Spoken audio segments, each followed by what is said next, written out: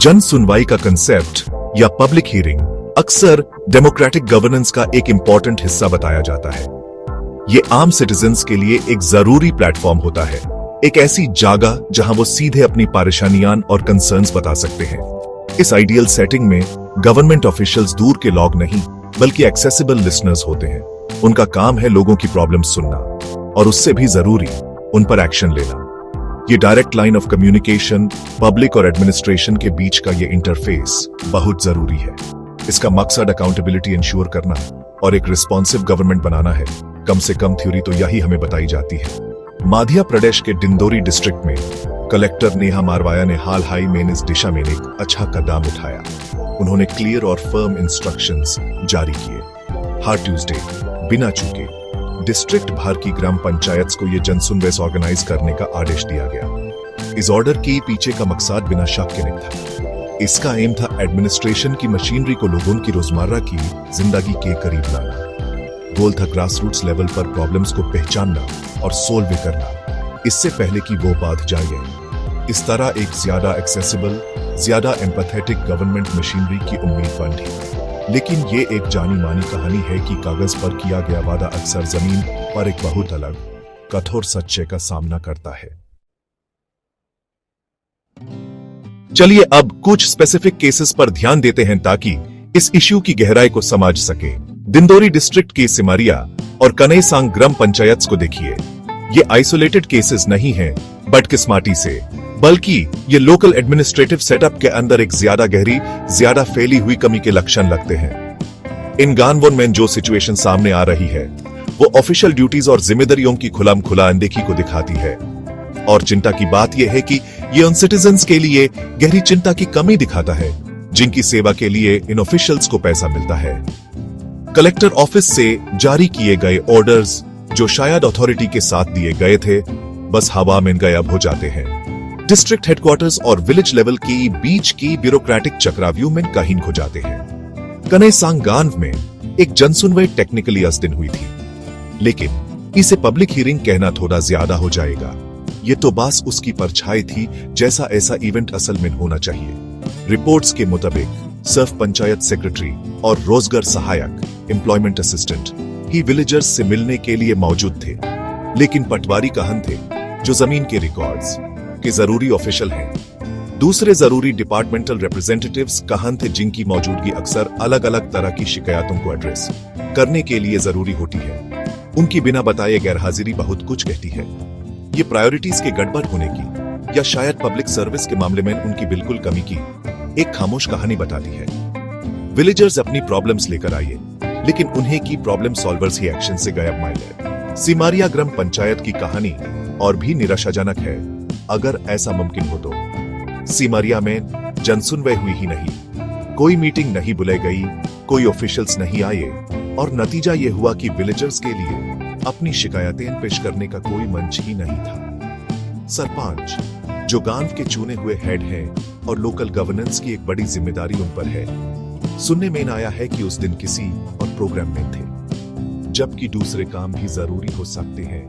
एक बड़ा सवाल उठता है, क्या वो सिटीजन वेलफेयर के लिए बनाए गए एक साफ तौर पर अनिवार्य रेगुलर पब्लिक हियरिंग से ज्यादा जरूरी हो सकते हैं? ये सिचुएशन पब्लिक सर्विस के पार्टी कमिटमेंट लेवल्स और लोकल लीडर्स की तय प्रायोरिटीज पर गंभीर सवाल खड़े करती है। ये सिर्फ एडमिनिस्ट्रेटिव भूल या जजमेंट की छोटी मोटी गलतियां नहीं है। जब ऑफिशियल्स लगातार शेड्यूल्ड पब्लिक हियरिंग्स में नहीं आते अपनी सुपीरियर से क्लियर इंस्ट्रक्शंस मिलने के बावजूद, तो ये कलेक्टर की साफ इंस्ट्रक्शंस की सीधी और खुली अवज्ञा है।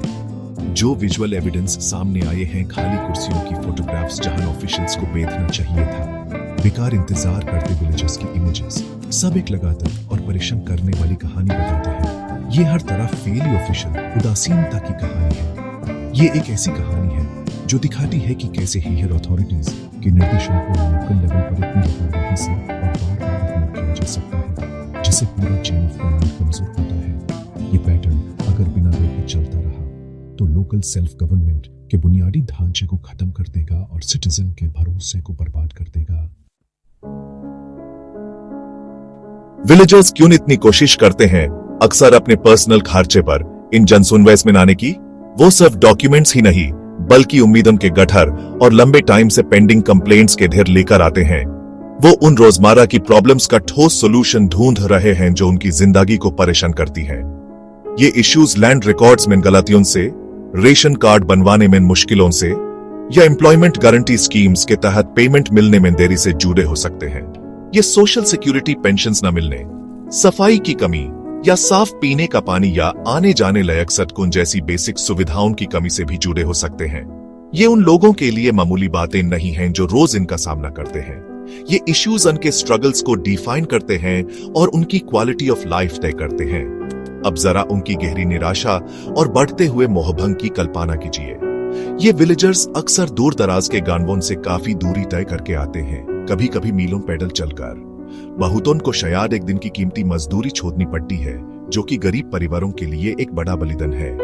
वो तय जगह पर एक फिर सुनवाई की उम्मीद में आते हैं, अपनी तकलीफ बताने का मौका और आइडियली एक सोल्यूशन का रास्ता मिलने की उम्मीद में। इसके बजाय उनका स्वागत अक्सर खाली ऑफिसेस, बैंड दरवाजे या ज्यादा से ज्यादा कुछ लापरवाह लोअर लेवल स्टाफ करते हैं, जिनके पास कोई अहम एक्शन लेने की अथॉरिटी नहीं होती।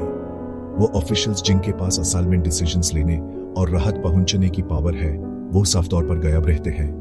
उनका सफर इसलिए एक बिल्कुल बेकार कोशिश बन जाता है और उनकी जरूरी आवाजें अनसुनी रह जाती हैं। उनकी गंभीर प्रॉब्लम्स बिना सोल्यूशन के रह जाती है। जनसुनवाई सिस्टम की ये बार बार की फेलियर के गंभीर और दूर तक जाने वाले परिणाम होते हैं। ये लोगों में, खासकर इनमें जो सबसे कमजोर है, गहरी मायूसी और हताशा पैदा करता है। विलेजर्स बार बार के बुरे अनुभवों के बाद लाजमी तौर पर पूरे लोकल गवर्नेंस सिस्टम में विश्वास खोने लगते हैं।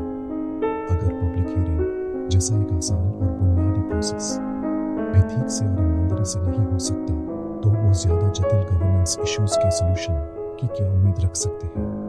ये एडमिनिस्ट्रेटिव निष्क्रियता सीधे तौर पर और बुरे तरीके से उनकी जिंदगी पर असर डालती है। देर से मिली पेंशन का मतलब एक बुजुर्ग इंसान के लिए गए दिनों की भूख हो सकता है। एक गलत लैंड रिकॉर्ड लंबे और महंगे झगड़ों का कारण बन सकता है, जिससे परिवार की शांति भाग हो जाती है। दिंदोरी में इन कामना करने वाली जनसुनवाई से जो फोटोग्राफ सामने आई हैं, वो बहुत कुछ बयान करती हैं। वो सिर्फ एक पल को कैद करने वाली पिक्चर्स नहीं है, वो एक फेलहोटे सिस्टम का पुख्ता सबूत है। वो एडमिनिस्ट्रेशन मशीनरी और उन्हीं लोगों के बीच गहरे और बढ़ते हुए डिस्कनेक्ट को साफ दिखाती है, जिनकी सेवा करना उनका संवैधानिक कर्तव्य है। कलेक्टर नेहा मरवया की सराहनीय पहल, जिसका मकसद ट्रांसपेरेंसी और अकाउंटेबिलिटी को बढ़ावा देना था, अंदर से ही इस लापरवाही से कमजोर की जा रही है। हवा में लौटता हुआ सबसे बड़ा सवाल यह है कि पब्लिक सर्विस की इस लगातार मजाक के लिए आखिर कौन जिम्मेदार है, और शायद इसे भी जरूरी दिनदरी की विलेजर्स की बात सत्ता में बैठे लोग सचमुच असाइनमेंट कब सुनेंगे। कलेक्टर नेहा मरवया ने जनसुनवाई कंडक्ट करने के बारे में जो ऑर्डर्स जारी किए थे, वो हर लिहाज से स्पष्ट और साफ थे।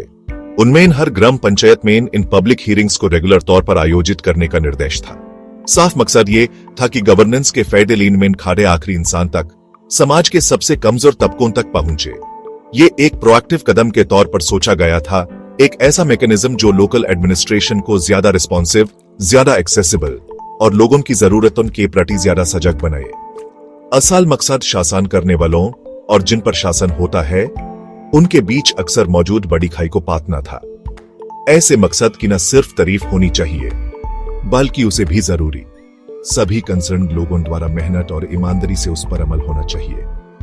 फिर भी जमीनी हकीकत, जैसा कि सिमरिया और कानेसांग जैसे गणवों की घटनाओं से साफ दिखता है, एक बिल्कुल अलग तस्वीर पेश करती है।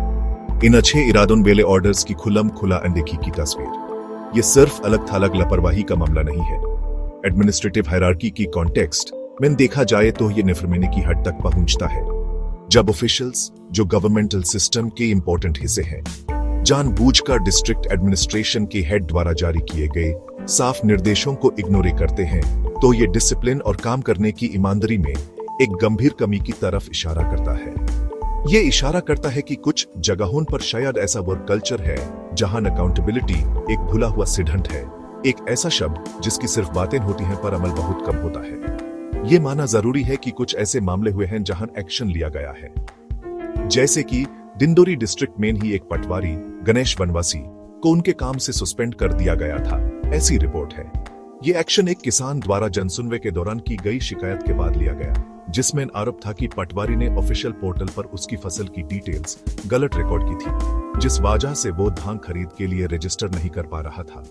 ऐसे एक्शंस भले ही कम दिखते हों, एक जरूरी मैसेज जरूर देते हैं। वो बताते हैं कि अगर पब्लिक कंप्लेंट्स सही कानों तक पहुंच जाएं और सबूतों से उनकी पुष्टि हो जाए तो गलती करने वाले ऑफिशियल्स के लिए ठोस परिणाम हो सकते हैं। लेकिन अहम सवाल अभी भी वही है, क्या ये अलग थलग सजा देने वाले एक्शंस एक ऐसे सिस्टम को सुधारने के लिए काफी हैं, जो कई लेवल्स पर बदलाव का सख्त विरोध करता दिखता है।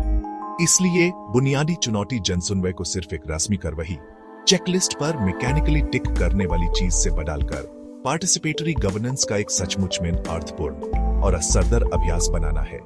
इसके लिए सिर्फ शुरुआती ऑर्डर्स ही नहीं, बल्कि कंप्लायंस की लगातार और सख्त मॉनिटरिंग भी जरूरी है। ये जरूरी बनाता है कि जो भी ऑफिशियल्स इन हियरिंग्स में शामिल होने और अर्थपूर्ण तरीके से भाग लेने की अपनी ड्यूटी में लापरवाह पाए जाएं, उनके खिलाफ तेजी से और सख्त एक्शन लिया जाए।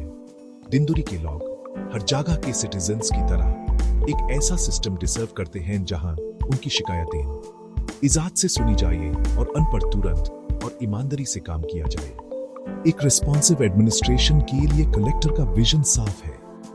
अब जिम्मेदारी डिस्ट्रिक्ट की पूरी एडमिनिस्ट्रेटिव मशीनरी पर है कि वो इस विजन को पूरा करने के लिए दिल से एकजुट हो और इस तरह पब्लिक का अपने लोकल गवर्नमेंट में अक्सर डगमगा गए हुए विश्वास को बहाल करने का जरूरी काम शुरू करे।